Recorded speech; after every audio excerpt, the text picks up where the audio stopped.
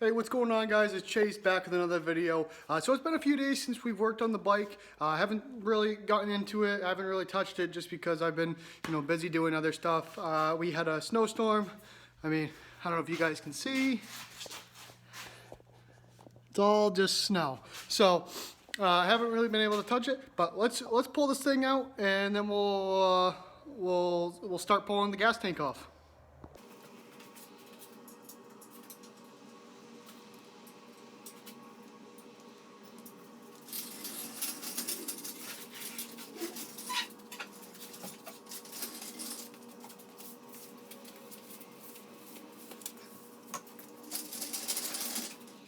Alright, so we're ready to start taking the tank off.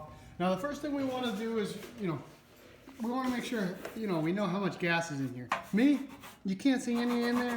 If you shake it, there's a little bit in there. I'd say we probably have about a quarter of a tank, maybe half. I probably quarter. So we don't have that much gas, and it's old gas, so I'm just going to throw it into, where is it? This, it used to have polymeric sand in it. It's dirty. It doesn't really matter. It's old gas. It's going to get thrown away anyways. So first thing we need to do, we need to take off the gauges, which is just 4 bolts. I actually lost the 2 on the front here when I was taking it apart. The first time I ever took this bike apart, I took apart in my driveway, and it's, there's dirt all over it, and I lost them somewhere. So anyways, you're going to have 4 Allens, just like this on the front. You're going to have 2 up here and 2 down here. So we'll take this off, and then once we take that off, we'll start draining the gas and then pull the gas tank off.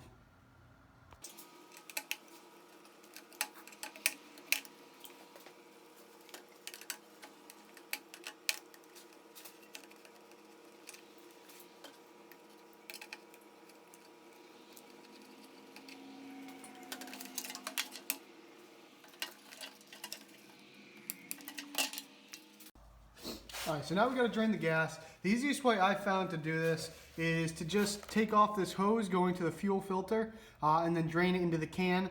Now when you do that, you want to just make sure on almost any carbureted bike, I'm not sure if it happens on fuel injected too, just because I haven't had a fuel injected bike, but on almost every carbureted bike, they will have a reserve tank and then a fuel on and off.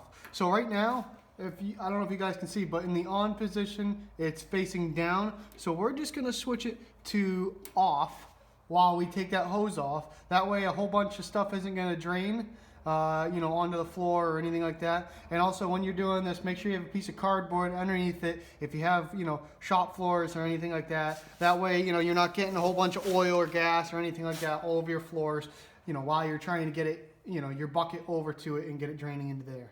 So let's start taking this off, and then I'll show you exactly how it works.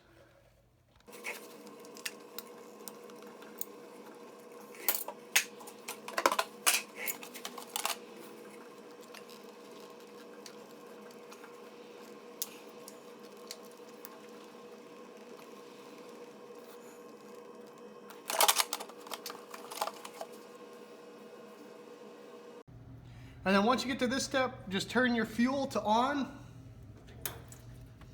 and it should just start coming out. I don't know if you guys can see that or not, but it just starts draining out. And now you just wait about, however full your tank is. Could be 2 minutes, could be 10 minutes.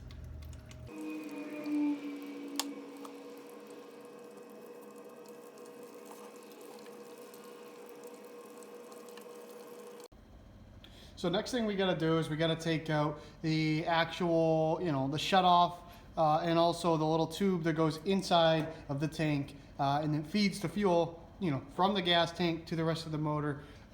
So to take that out, it's a bigger wrench size, and I usually use just an adjustable wrench just because I don't have anything else that fits that. But the easiest way to do this is to actually start taking the tank off first, so you don't have to, kind of reach underneath there. You can reach under there. You can do it whichever way you want. But also, if you take the tank off, you get to tip it on its side, and really try and get every last drop of gas out, before you start, trying to sand this thing up and doing all that. You don't want gas keep dripping out as you're still working on it, doing other stuff. So what we're gonna do is the only thing actually holding on this tank is this one bolt. Like that is the only thing holding on this entire tank.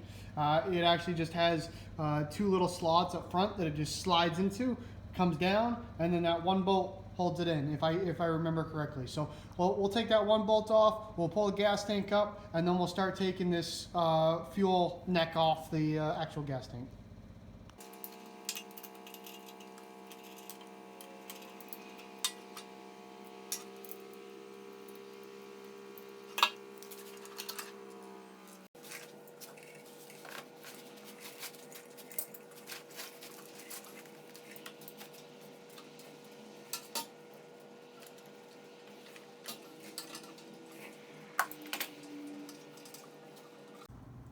So now we'll start taking off this nut here. As you guys saw, I tried to drip all the gas out before we took that off. That way, if there is any more, when we take this off, it's not gonna get all over my hands, all over the floor, everything like that. Hopefully it'll be more contained.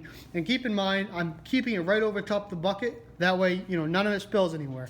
Last thing you want is gas, especially if you're doing this on dirt. You don't want to seep it into your ground, and it's just not good for the environment, as people should know, but a lot of people don't care. But nonetheless, keep it over a jug like this with your gas, or a gas tank, anything like that, and then so we'll start taking this off.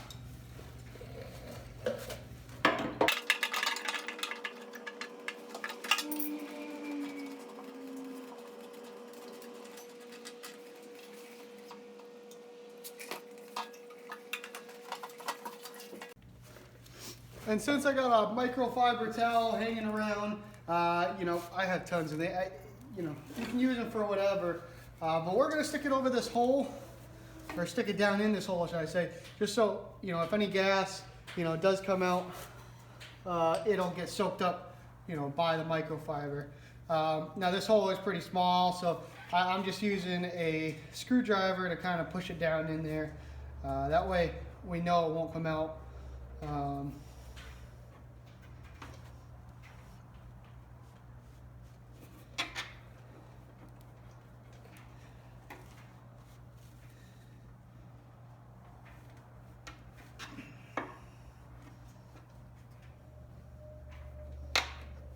All right, so that's good to set off to the side now, without it dripping. I mean, that's in there pretty good. So now we can just set this wherever we want, and we're not going to be worried about dripping gas anywhere.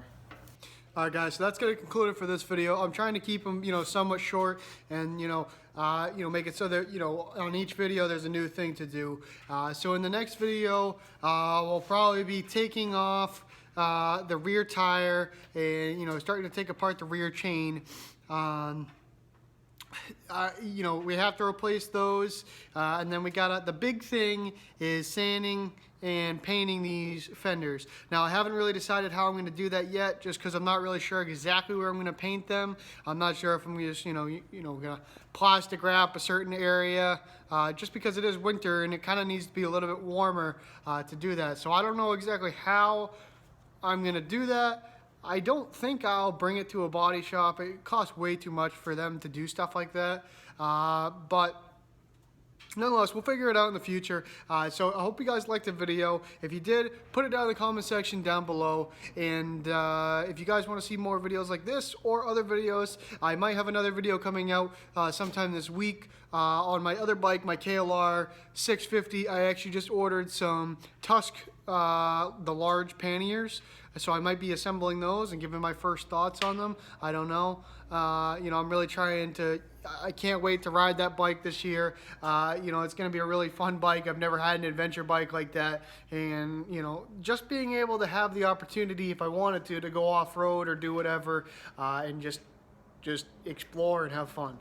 So anyways, guys, if you do like the videos, please give it a like, give it a comment, and subscribe if you want to see more. So anyways, guys, I think that's it for this one, and we'll see you in the next one. Peace out, guys. Have a good one.